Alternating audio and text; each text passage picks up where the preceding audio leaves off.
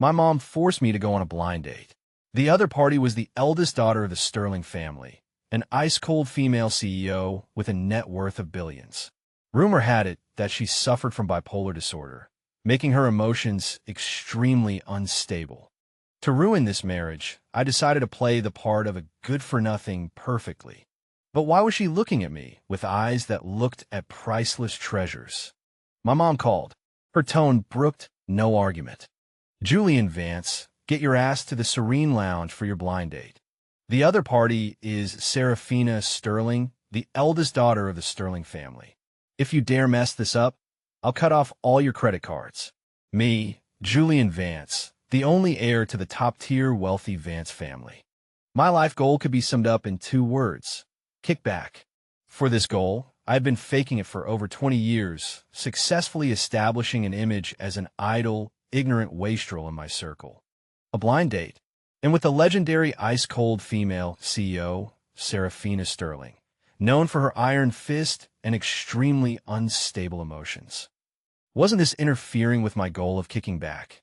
I had to ruin it. The Serene Lounge, a top-tier private club, VIP room number 3. I deliberately arrived half an hour late, pushing open the door while humming an out-of-tune song. The woman across from me raised her eyes. In that instant, the entire room's temperature seemed to drop. She was wearing a well-tailored white suit, her long hair pulled back, revealing a swan-like, elegant neck. Her features were so refined, they were flawless, but her eyes were as cold as glaciers that had never melted in 10,000 years. This was Seraphina Sterling, truly living up to her reputation. Wow, hot. That face, that body, fiske. What a pity she's an ice queen. And a workaholic supposedly has bipolar disorder too, cycling between mania and depression. Whoever marries her is doomed.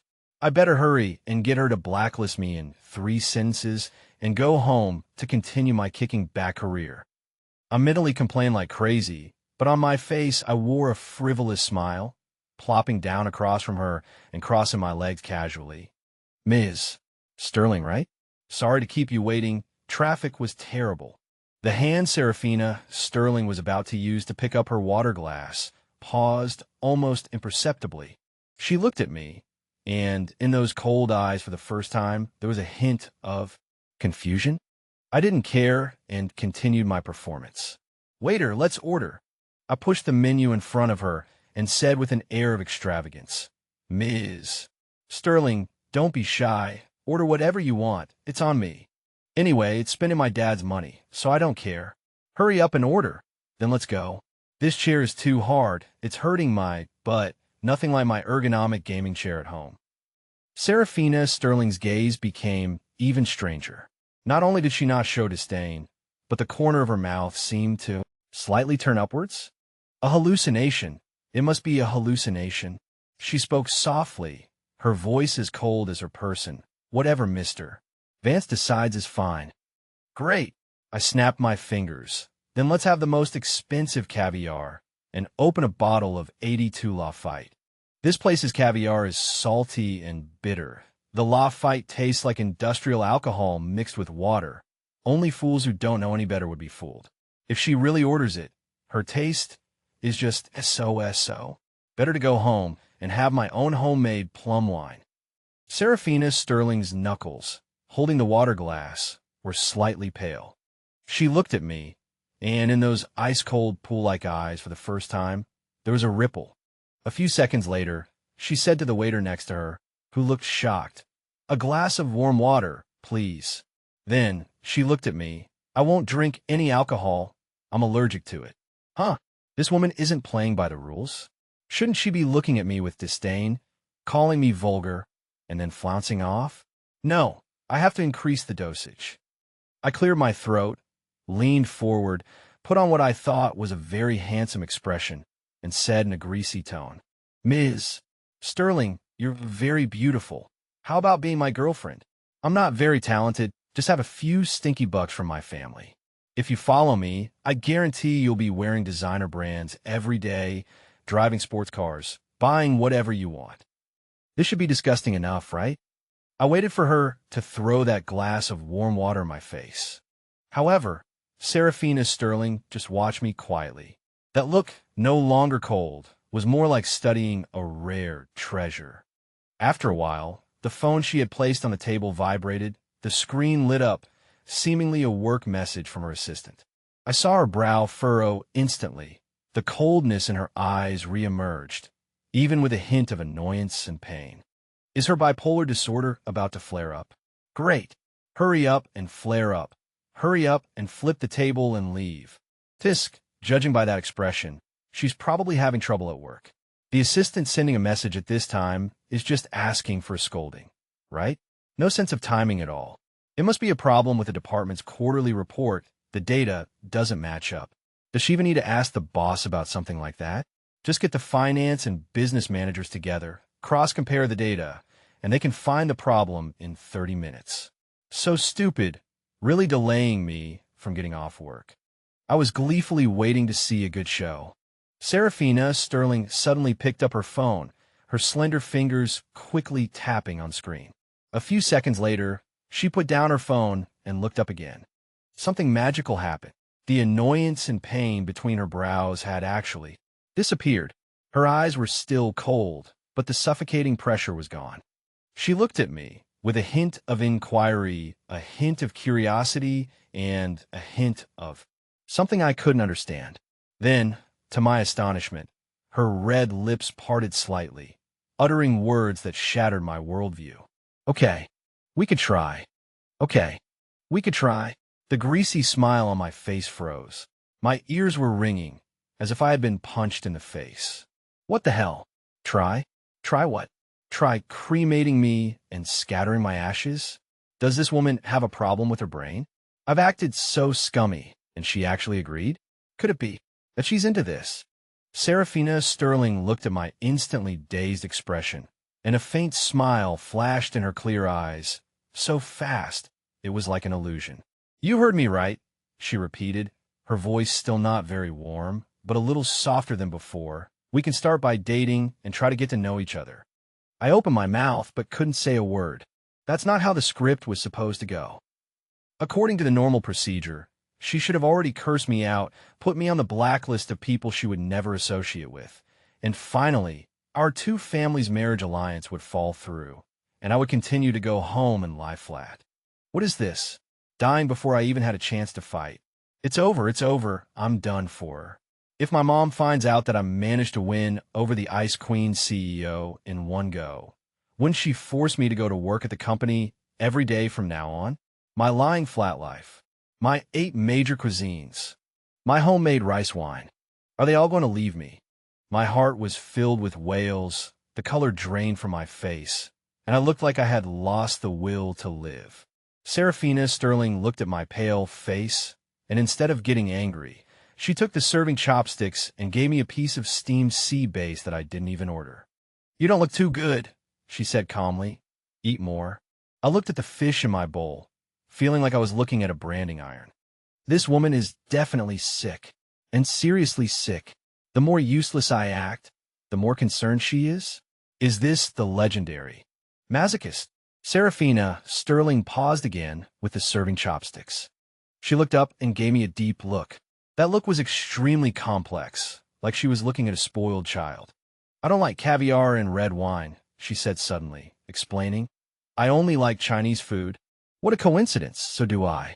Especially this steamed sea bass. The cooking time is just right. Too much, and it's overcooked. Too little, and it's raw. Looks like the chef's skills are good. Too bad. I don't have any appetite right now. Seraphina Sterling pretended not to see my constipated expression and also picked up a piece, eating it in small bites.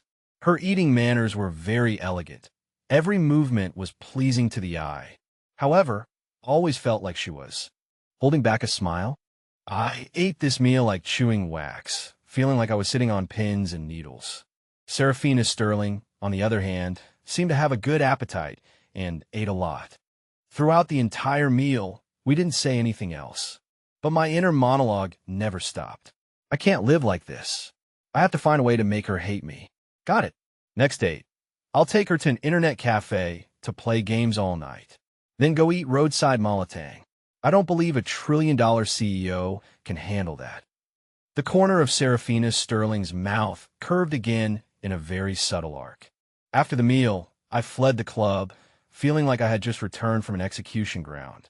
As soon as I got into the car, my mom's phone call came, her voice filled with an irrepressible joy. "Son, you've really made me proud. The Sterling family called and said Seraphina is very satisfied with you." Very satisfied. Everything went black before my eyes. "Mom, it's a misunderstanding." "No misunderstanding." My mom interrupted me excitedly. "Seraphina told her parents herself that she thinks you're very authentic, not fake, not like those flashy bitches outside." Authentic? Not fake? I'm acting to the point of multiple personality disorder, and she calls that authentic? Goddamn authentic. Did she take all my inner complaints as my real thoughts? No way. Is there really such a thing as mind reading in this world? Impossible, absolutely impossible. Something must be wrong somewhere. I hung up the phone, floored the gas pedal. The sports car roared and sped away. What I didn't know was that after I left, Seraphina Sterling got in her Bentley. Her personal assistant, Ms. Collins, sat in the passenger seat, looking incredulous. "Ms. Sterling, are you really going to date Mr. Vance?" Ms. Collins has been with Seraphina Sterling for 5 years and knows her personality well. Not to mention Julian Vance, a notorious playboy. She wouldn't even glance at the city's most outstanding young talents. Seraphina Sterling leaned back in the seat, rubbing her temples. Since yesterday, her bipolar disorder had entered a manic phase, and she was in a state of irritability where she felt like she was about to explode, and she didn't like anything she saw. But just now, when she heard Julian Vance's inner complaint, "Wow, hot," the string in her head that had been tightened to the breaking point suddenly loosened. The messy, wild, but inexplicably sensible mumblings in his heart were like a chaotic and harmonious symphony, miraculously soothing her manic emotions. This was the first time in 5 years that she had escaped that hellish irritability without medication. "Ms. Collins," Seraphina Sterling said faintly, her eyes closed, "help me find out where the most famous Mala Tang place in the South Side is." "Doesn't Ms. Sterling never eat these things?" Seraphina Sterling didn't explain, but the corners of her mouth curved into an imperceptible smile. "All-night internet cafe? Roadside stalls? Interesting." I spent the next few days on tenterhooks, afraid that Seraphina Sterling would call and say she wanted to go on a date with me. I didn't dare to go out for 3 days in a row, and I stayed at home researching how to make wine, trying to numb myself with alcohol. I can't live like this. My laid-back life plan is about to be declared bankrupt before it even starts. What does Seraphina Sterling see in me? Could it be that my disguise is too successful, making her think I'm no threat and a perfect tool for a marriage of convenience? I lamented in my heart while filtering the grape skins. The phone suddenly rang. The screen flashed 3 words, "Seraphina Sterling." My hand shook, and I almost overturned the entire tank of grape juice. What's coming is coming. I took a deep breath, answered the phone, and tried to make my voice sound very dissolute. "Hey, is that the beautiful Seraphina?" "Missed me?" There was a 2-second silence on the other end of the phone. "Where are you?" Seraphina Sterling's cold voice came. "At home, just bored." I continued to act. "Want to go out and have some fun? Come on, let's hurt each other." I prepared a deluxe tour package of the dirty and messy South Side, guaranteed to be unforgettable. "Okay," Seraphina Sterling's answer was concise. "Wait for me at home. I'll pick you up." Beep, beep, beep. The phone hung up. I froze in place. She's picking me up? The script is wrong again.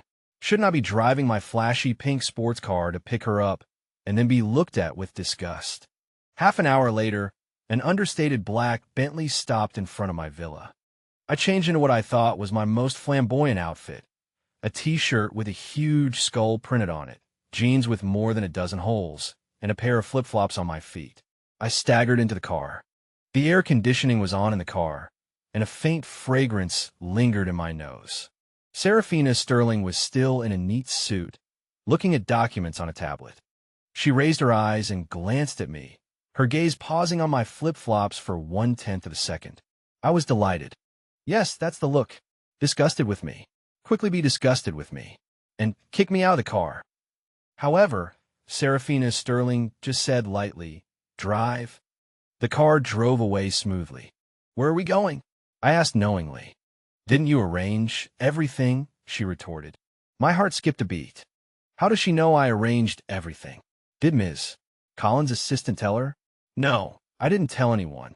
I decided to play along and announce an address. Go to the South Side Night Market. The driver's hand slipped, and the steering wheel swerved a little. Ms. Collins looked at me in the rearview mirror, her eyes like she was looking at an alien. Only Seraphina Sterling, expressionless, just hummed, as if I had mentioned not a dirty, chaotic night market, but a Michelin 3-star restaurant. The atmosphere in the car was strange. I tried to strike up a conversation. What does Ms. Sterling usually do? Don't talk to me about work. I don't understand a word. Stocks, funds, futures. It makes my head spin. Seraphina Sterling turned a page of her documents and said faintly, "Look at contracts, attend meetings, occasionally deal with some clueless idiots." I gave a dry laugh. See, I knew it. A boring woman. There's nothing in her life but work. So pathetic. Seraphina Sterling's fingers stopped turning the pages.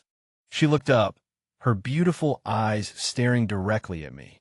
"What about you?" she asked. "What else is there in your life besides lying flat?" I felt a little unnerved by her gaze. Me? My life is rich, I bragged. Drinking, clubbing, playing games. Life is short. Seize the day. Actually, I prefer to work out at home, research recipes, brew some wine, and watch obscure movies. Clubbing is too loud. It hurts my ears. Seraphina Sterling's gaze became distant. "Is that so?" she said softly. "I also watch movies." "Oh, you do?" I became interested. "What do you like to watch? The Wolf of Wall Street? The Godfather?" This workaholic probably only watches business movies to learn how to exploit employees. Seraphina Sterling shook her head. She was silent for a moment, seemed hesitant, but finally spoke. Kikujiro's Summer, asterisk. I was stunned. Kikujiro's Summer, asterisk? That heartwarming road movie about a useless uncle and a little boy? She watches movies like that. I looked at her cold profile, and in the flowing light and shadow outside the window, that coldness seemed to be melting away, revealing a hint of imperceptible softness. My heart, inexplicably, was gently touched. This woman seems different from what I expected. The South Side Night Market. A hubbub of voices, smoky fumes. The air was filled with the cumin scent of grilled skewers and the distinctive odor of stinky tofu. I was wearing flip-flops, walking on the greasy ground, feeling completely comfortable. And Seraphina Sterling, next to me, in a haute couture suit and 7-centimeter heels, stood in this chaos like a deity who had strayed into the mortal realm, incompatible with everything around her. Everyone who passed by cast glances at us. Men looked at Seraphina Sterling, women looked at me. Their eyes were full of regret, Beauty and the Beast, a flower stuck in cow dung. I was very satisfied with this effect. Yes, that's it. Let her experience the gaze of the masses. Let her know we're not from the same world. Quick, leave if you can't stand it. I deliberately led her into the most crowded area. "Ms. Sterling, look how lively it is here." I pointed to a ring toss stall and said excitedly, "Let's play that." Seraphina Sterling looked at the colorful, cheap toys, and her brow furrowed almost imperceptibly. I knew she was reaching her limit. However, she just nodded. "Okay." She's still not leaving? Her will is strong. "Fine, today I'll let you see what true grassroots entertainment is." I pulled her to a spicy hot pot stall, where the tables and chairs were covered with a layer of grease. "Boss, 2 bowls of spicy hot pot. Extra spicy." I shouted boldly. I looked provocatively at Seraphina Sterling. "Ms. Sterling, can you handle it? You can tell me if you can't. I won't force you." Seraphina Sterling looked at the pot of boiling red broth and remained silent. Her assistant, Ms. Collins, was almost in tears, desperately winking at me. I knew Seraphina Sterling had severe cleanliness issues and a weak stomach, only eating ingredients prepared by top-tier restaurants. This bowl of spicy hot pot would land her in the hospital for sure. Say you can't stand it. Say it's dirty. Say you want to leave. I screamed inwardly. Just when I thought she was about to storm off, an arrogant voice cut in. "Oh, isn't this Mr. Vance? How did you stoop to eating this garbage?" I turned around and, great, it was an acquaintance. Landon Pierce, another rich second generation in our circle, had always disliked me, thinking I ruined their image. He was followed by a few lackeys, all looking at me with mockery. When he saw Seraphina Sterling beside me, his eyes went wide. Ms. Sterling? What are you doing here?" Landon Pierce's expression was wonderful. Shock, confusion, and jealousy. Seraphina Sterling didn't even bother to give him a glance. Landon Pierce's face turned green and white. He turned his anger towards me. "Julian Vance, you're really something, bringing Ms. Sterling to a place like this. What are you planning?" I picked at my ear, acting nonchalant. "I feel like it. Is it any of your business?" This idiot came at the perfect time, a divine assist. Hurry up and scold me more. Let Seraphina Sterling see what kind of riffraff I hang out with. Let her be completely disappointed in me. "You!" Landon Pierce was furious. "Ms. Sterling, don't be fooled by him. He's an uneducated, good-for-nothing, who can only spend money. You're lowering your status by being with him." More and more onlookers gathered, pointing and whispering at us. I was secretly delighted. Yes, that's right, good scolding. Give me more. It's best to describe me as a complete scumbag." Seraphina Sterling finally reacted. She slowly raised her eyes, her icy gaze landing on Landon Pierce. "Are you finished?" Landon Pierce shuddered under her gaze, but he still said stubbornly, "Ms. Sterling, I'm doing this for your own good." Seraphina Sterling twitched her lips into a cold curve. "Since when is it your place to comment on my affairs?" And she paused, turning her gaze to me, and just when I thought she was about to say, "Let's end this," she did something that made everyone's eyes pop out. She reached out and naturally took my arm. Then she looked at the dumbfounded Landon Pierce and announced, word by word, "Whether he's useless or not, I know better than you. And even if he is, I like him." The entire night market seemed to be muted. Landon Pierce's jaw dropped, so wide you could fit an egg in it. The bystanders forgot to skewer their grilled skewers. I was also stunned.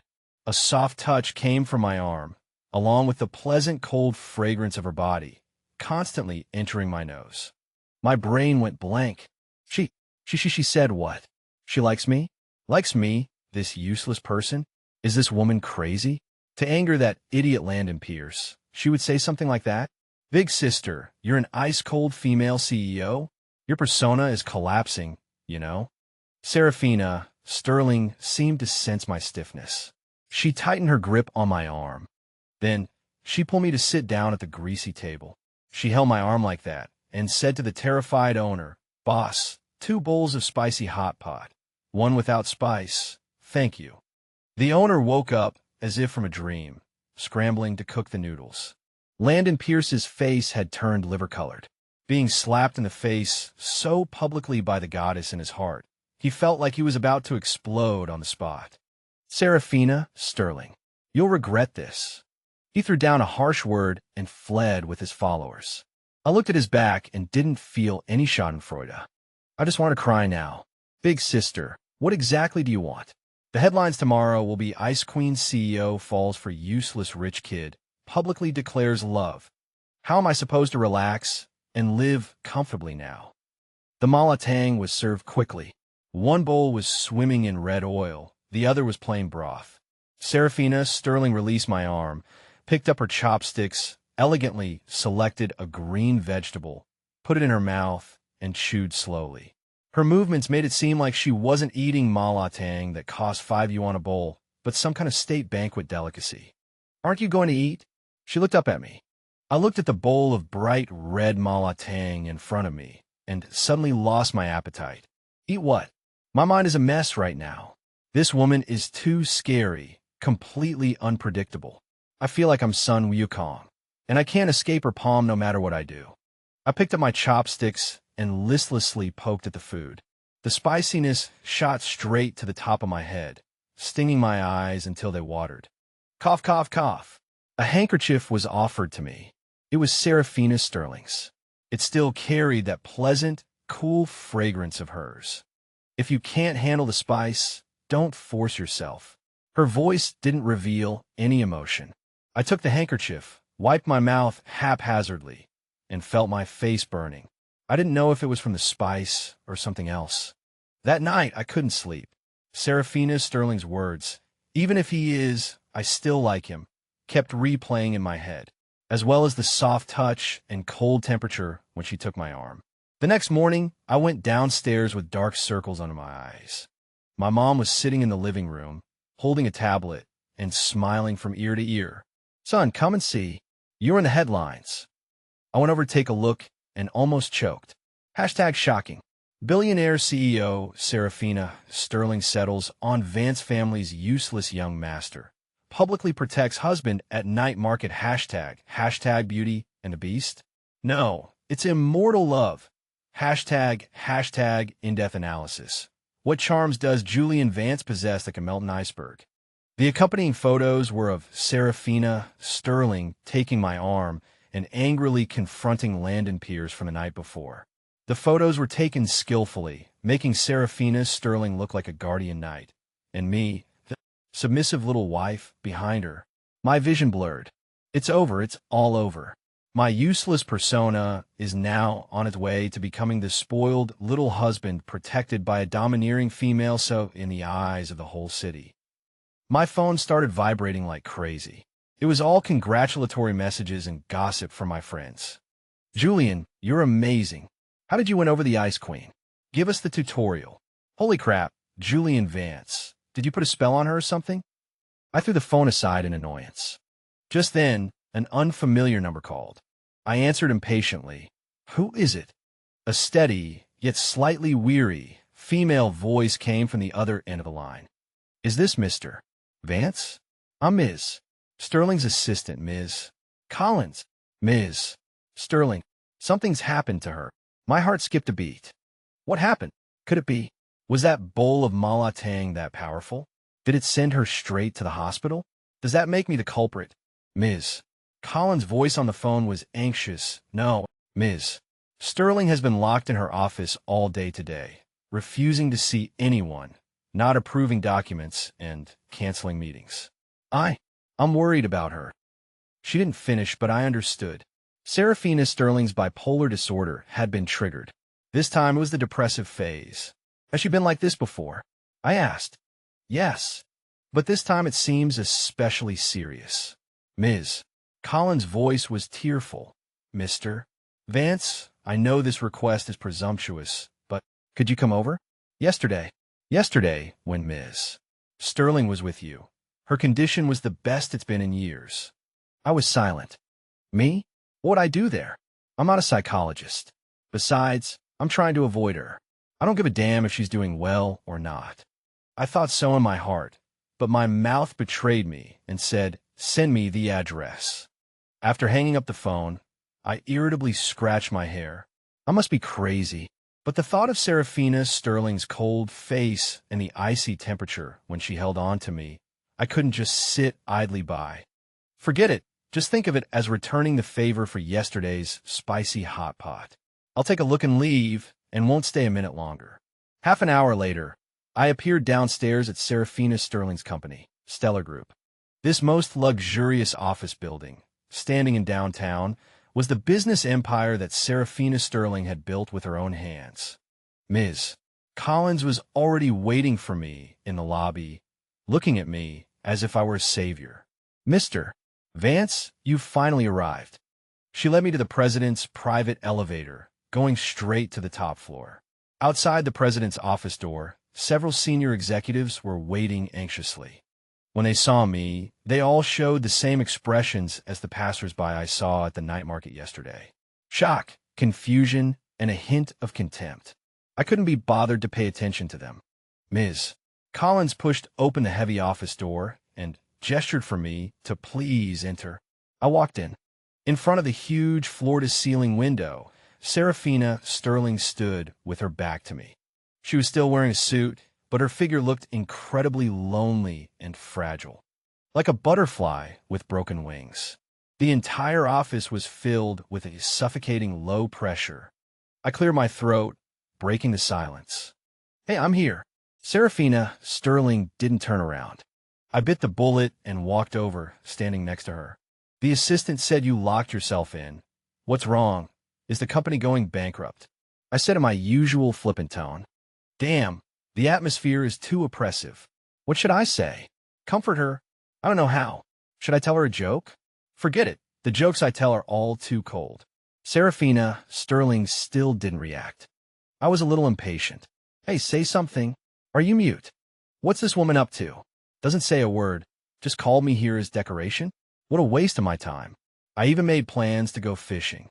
Just as I was mentally complaining like crazy, Seraphina Sterling finally moved.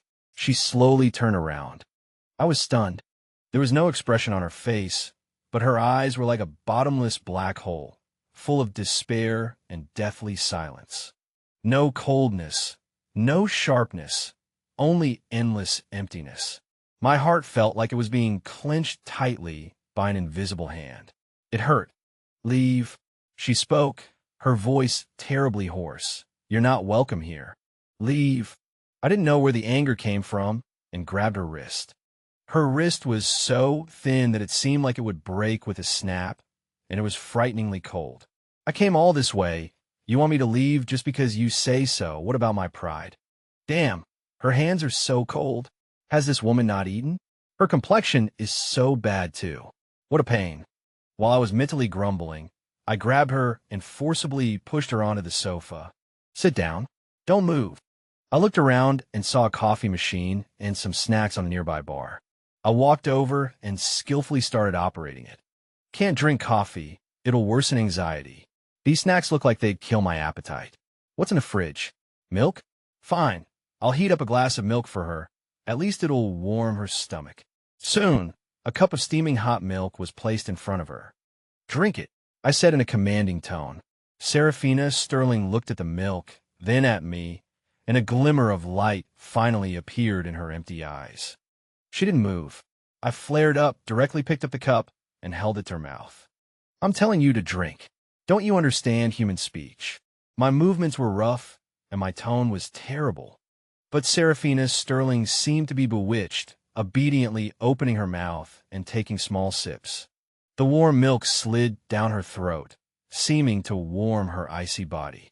After she finished drinking, I slammed the cup heavily on the table. "All right, you've had the milk. I've repaid the favor. I'm leaving." I turned and left, without any hesitation. "Get out of here. Staying any longer, I feel like I'm going to get depressed too. This woman is messing with my desire to just chill and do nothing." I walked to the door, my hand just reaching for the doorknob. Behind me, a very, very light voice with a hint of trembling came. "Don't go." My steps faltered. I didn't turn around.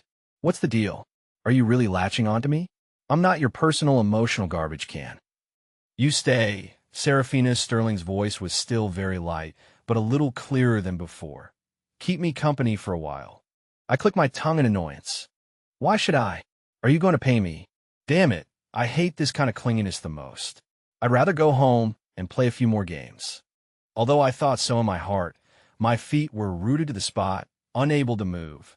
Behind me, there was a slight sound of footsteps. A cold fragrance approached. Then, I felt the corner of my clothes being gently tugged. The force was very small, so small that I could shake it off with a jerk. But I didn't.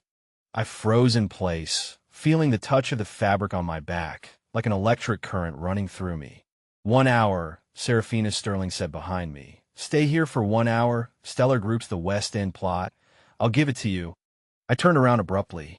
The West End plot? That was the hottest prime real estate in the entire city recently.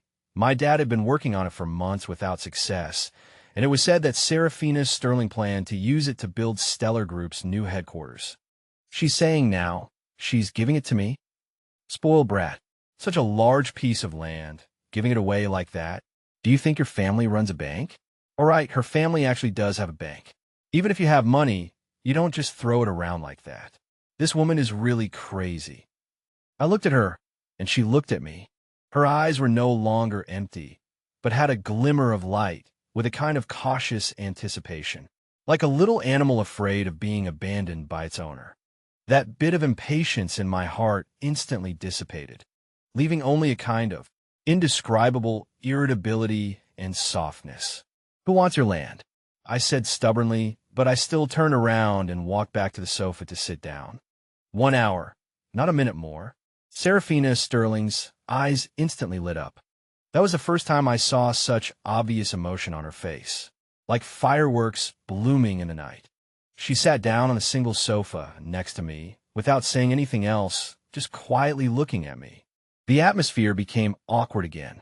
I felt uncomfortable all over from her staring. What are you looking at? Haven't you seen a handsome guy before? I know I'm handsome, but you don't have to stare like that, right? It makes me feel like a monkey in a zoo. I took out my phone from my pocket and started scrolling through short videos. Various funny voiceovers and music came from the videos. I watched with relish and occasionally laughed. Ha ha, this dog is so stupid. This special effect is too cheap, laughing to death. I was immersed in my own world, completely unaware that Seraphina Sterling beside me. Her lips also followed mine, slightly upturned. She just sat there quietly, listening to the chaotic sounds coming from my phone, listening to all the random complaints in my head, her eyes growing softer. The suffocating low pressure in the office had unknowingly dissipated without a trace. An hour passed quickly.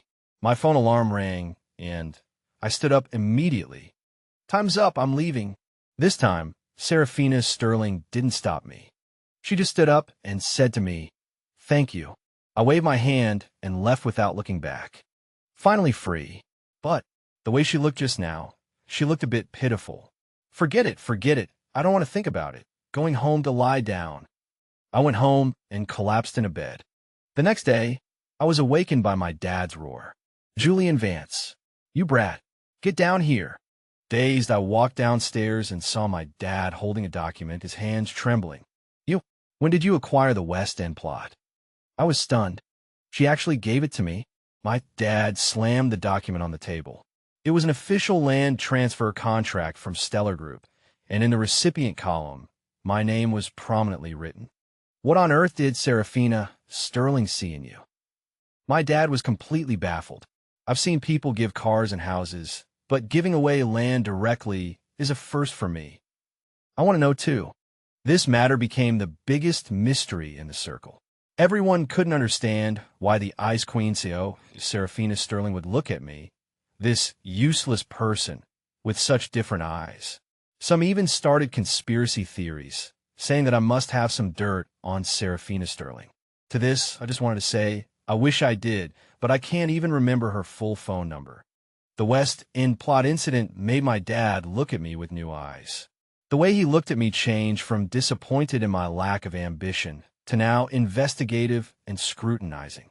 He even started indirectly asking me if I wanted to intern at the company. I was so scared that I quickly waved my hand, saying that this was purely an accident and that I was still the useless person who only wanted to lie flat. Just kidding, go to work at the company? That would be worse than killing me.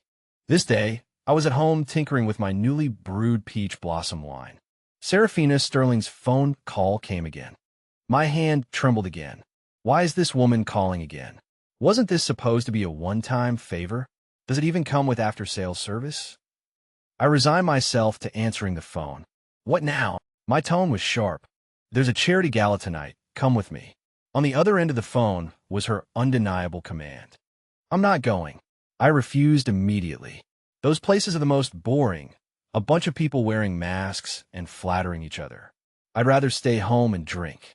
And I have to wear a suit, which is so tight I can't breathe. Landon Pierce will also be there. I immediately became alert. What's that idiot doing there? He definitely wants to cause trouble for me and show off in front of you. Why should I care what he does? I said disdainfully. He's been pursuing me recently. Damn it, that idiot really isn't giving up. A toad wanted to eat swan meat. Even if this swan has some brain issues, she's not someone a toad like you can touch. An inexplicable fire rose in my heart. Address. Time, I asked fiercely. On the other end of the phone, Seraphina Sterling's lips curved into a victorious smile again. That night, I put on a suit that my dad had custom-made at a high price and appeared at the gala with a disgruntled expression. Seraphina Sterling was already waiting at the entrance.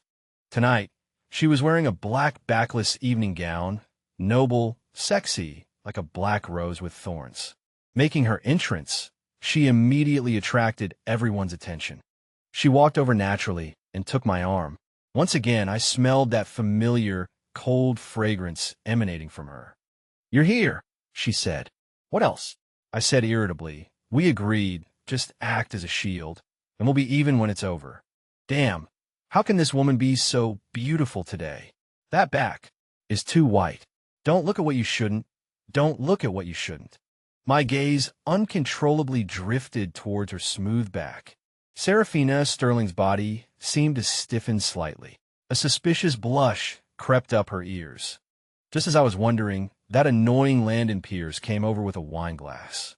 He looked presentable today, and his eyes turned red when he saw our intimate pose. "Julian Vance, a piece of trash like you. What right do you have to stand next to Ms. Sterling?" he said through gritted teeth. I couldn't be bothered with him. It's a waste of breath to talk to an idiot. Seeing that I ignored him, Landon Pierce became even more angry. He turned to Seraphina Sterling, wearing a heartbroken expression. "Ms. Sterling, why can't you see his true colors?" Just then, the host of the banquet, the highly respected business magnate, Mr. Wallace, walked over. "Seraphina, and this is Mr. Wallace looked at me with a smile. Before Seraphina Sterling could speak, Landon Pierce interjected. "Mr. Wallace, this is Julian Vance, the good-for-nothing spendthrift from the Vance family." Mr. Wallace made an "oh" sound, a hint of understanding and contempt flashing in his eyes. I sneered inwardly. Just another old man who judges by appearances. Seraphina Sterling's face turned cold. Just as she was about to speak, I preempted her. I squeezed Seraphina Sterling's hand, signaling her not to speak. Then I looked at Mr. Wallace and said with a grin, "Hello, Mr. Wallace, I'm Julian Vance. Everyone says I'm useless, but honestly, I think it's pretty good to be useless. Eating and drinking, no need to use my brain. How comfortable is that?"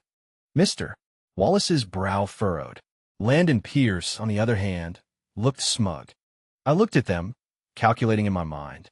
This Mr. Wallace seems to like collecting wine. That bottle of King's Reserve sherry in his lounge should be his prized possession, right? It's a pity that the wine has gone a bit sour due to improper storage.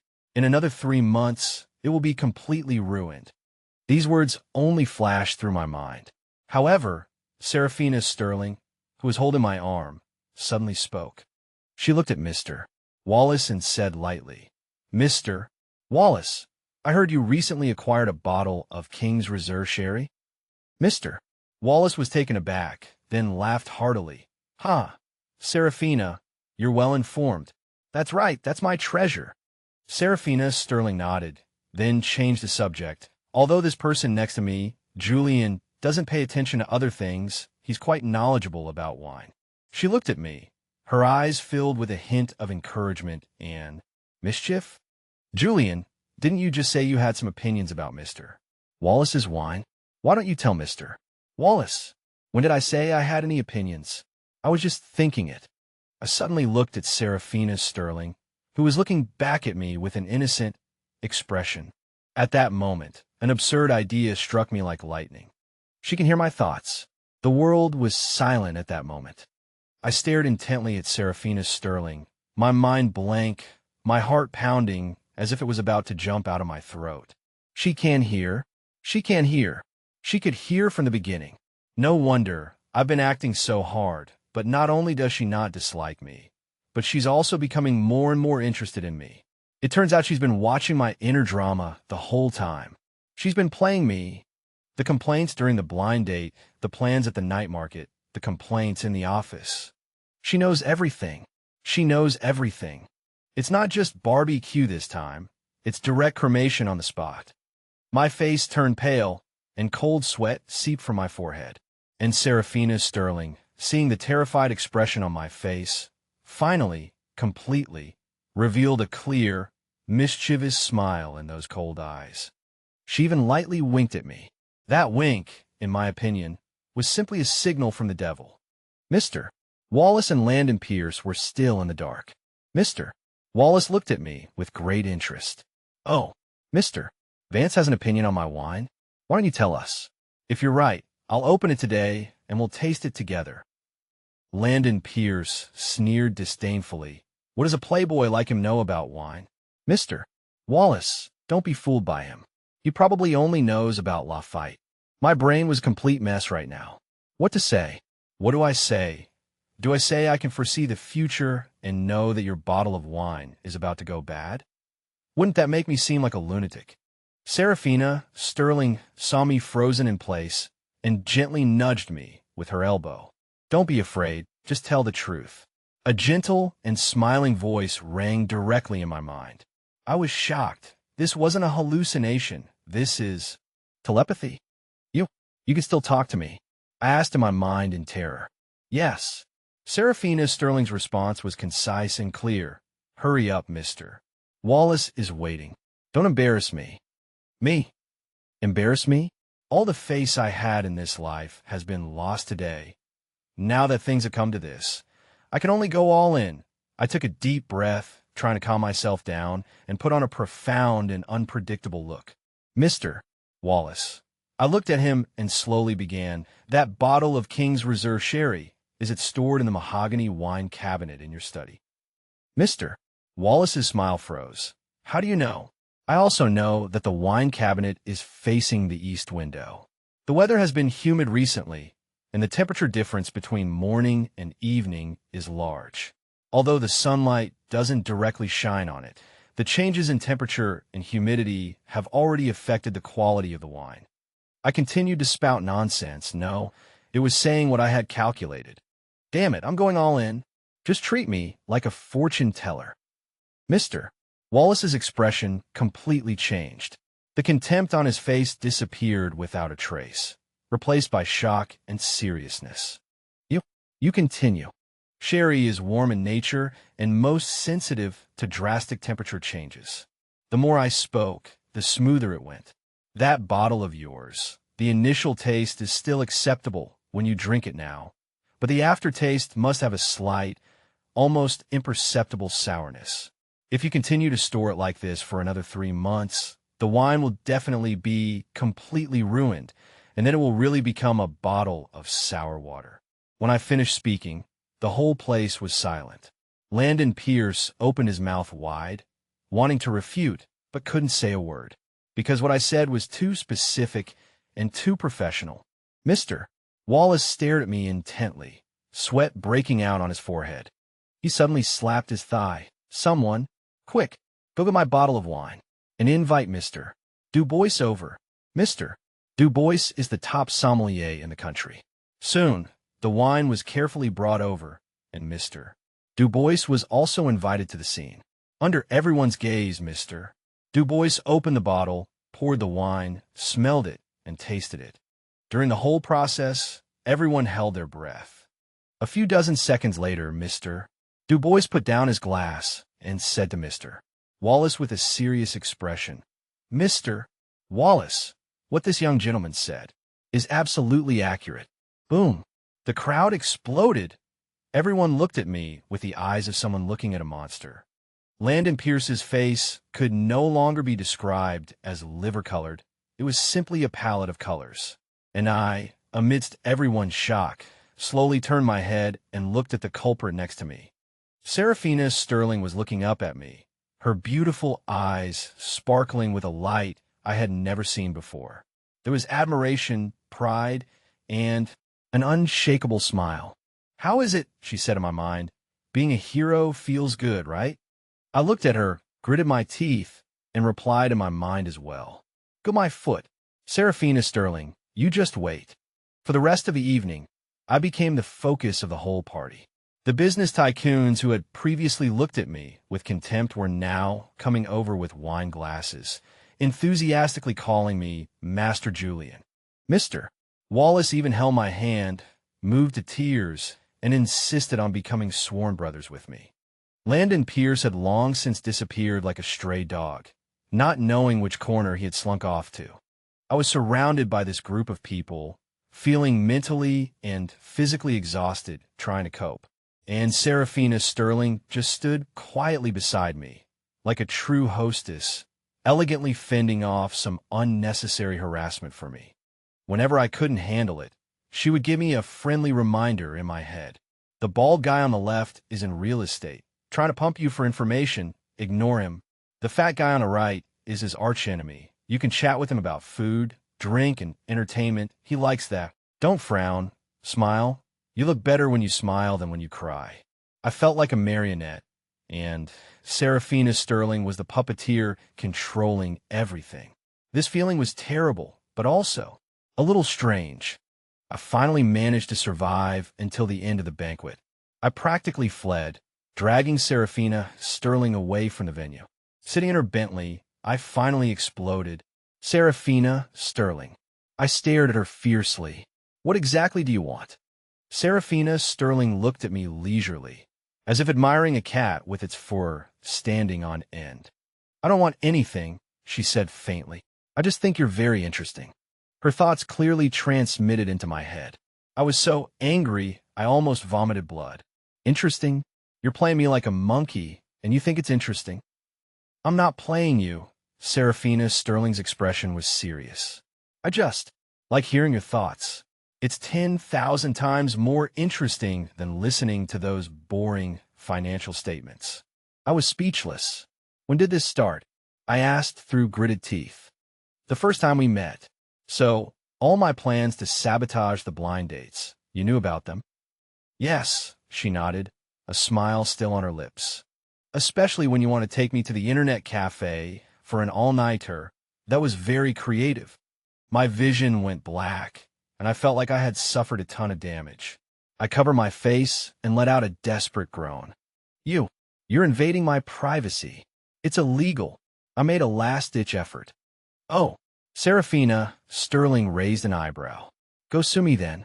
See if the judge believes that there's someone in this world who can hear other people's thoughts. Complete defeat. I completely gave up resisting and collapsed onto the seat like a puddle of mud. Then what exactly do you want? I asked weakly. Continue the marriage alliance? And then you listen to me complaining about you every day for fun. Seraphina Sterling was silent. The atmosphere in the car suddenly changed. She looked at me, the teasing in her eyes gone, replaced by a serious and profound look. Julian Vance, she called my name, her voice very soft. Have you ever thought about what your thoughts mean to me? I was stunned. What does it mean? Isn't it just free stand-up comedy? I have bipolar disorder, she calmly stated this fact. When I'm manic, I feel like the whole world wants to destroy me, and I'm so agitated that I want to kill someone. When I'm depressed, I feel like there's no point in living, and I just want to jump from here. She pointed to the tall buildings outside the window. My heart clenched suddenly. But she changed the subject, looking at me with burning eyes. Since I met you, since I heard your thoughts, everything has changed. When I'm agitated, listening to those messy complaints in your head calms my emotions. When I'm desperate, listening to your thoughts about food, wine, and movies, I feel like the world isn't so bad after all. Julian Vance. She reached out and gently covered the back of my hand with hers. Her hand was still cold, but this time I didn't feel cold. Your thoughts are my medicine. It's the only medicine in the world that can cure me. My brain completely crashed. She means that my inner thoughts are her medicine. Looking at her eyes filled with earnestness, for the first time, I felt my heart lose its weight. This woman, this ice-cold female, CO, I always considered nuisance. Turns out, in her world, my aimless, random thoughts were actually the only light.